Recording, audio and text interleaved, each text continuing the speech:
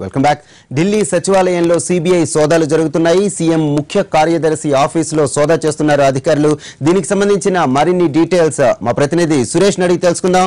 సురేష్, చెప్పండి, సోదాలు ఎంతవరకు కొనసాగుతున్నాయి? దీనిపై కేజ్రీవాల్ ప్రభుత్వ ఆరోపణ ఏంటి? కేజ్రీవాల్ ప్రభుత్వం ఏమైనా చెప్తోంది?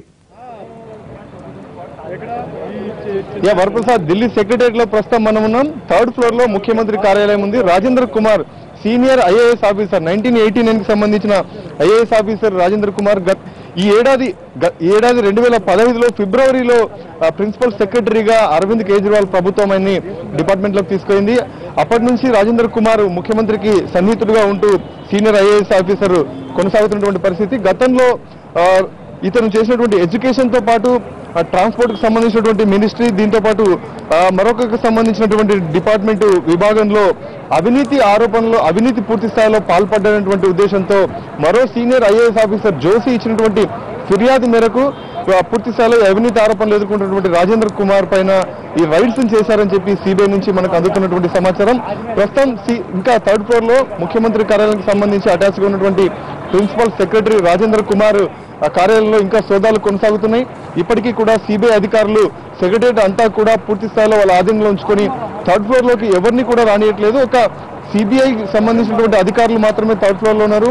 అటు మంత్రులు కానీ సీనియర్ అఫీషియల్స్ కానీ ఎవరు కూడా థర్డ్ ఫ్లోర్ లోకి అనుమతించట్లేదు. ఇప్పటికీ ఇంకా దాదాపుగా గంటన్నర అవుతుంది. సిబిఐ సోదాలు కొనసాగుతున్నాయి.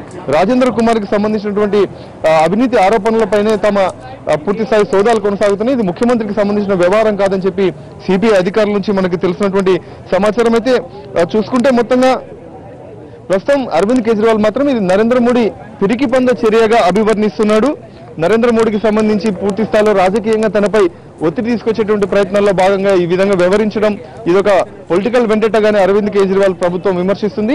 రాజకీయంగా ఎదుర్కోలేక చేసినటువంటి ఎత్తుగడల భాగంగా ఈ సోదాలు చేయించి సిబిఐ ద్వారా బెదిరించేటువంటి ప్రయత్నాలు చేసినటువంటి దానికి జంకం అని చెప్పి అరవింద్ కేజ్రీవాల్ ట్విట్టర్ లో స్పష్టం చేశారు. ఇంకా థర్డ్ ఫ్లోర్ లో సోదాలు కొనసాగుతున్నాయి. సిబిఐ అధికారులకు సంబంధించినటువంటి వారు కూడా సమాచారం ఇచ్చేందుకు పూర్తి స్థాయిలో సిద్ధం లేరు. ఈ సెక్రటరియట్ లోనే కాకుండా రాజేంద్ర కుమార్ కి సంబంధించిన పలు ప్లేసెస్ లో కూడా పలు ఇతర ప్రదేశాల్లో కూడా తనిఖీలు పూర్తి స్థాయిలో సోదాలు కొనసాగుతున్నట్టుగా మనకు సమాచారం ఉంది. Right, thank you Suresh. ఇప్పటి వరకు ఉన్న అప్డేట్స్, మరిన్ని లేటెస్ట్ అప్డేట్స్ తో మళ్ళీ కలుద్దాం. చూస్తూనే ఉండండి ఎన్టీవీ.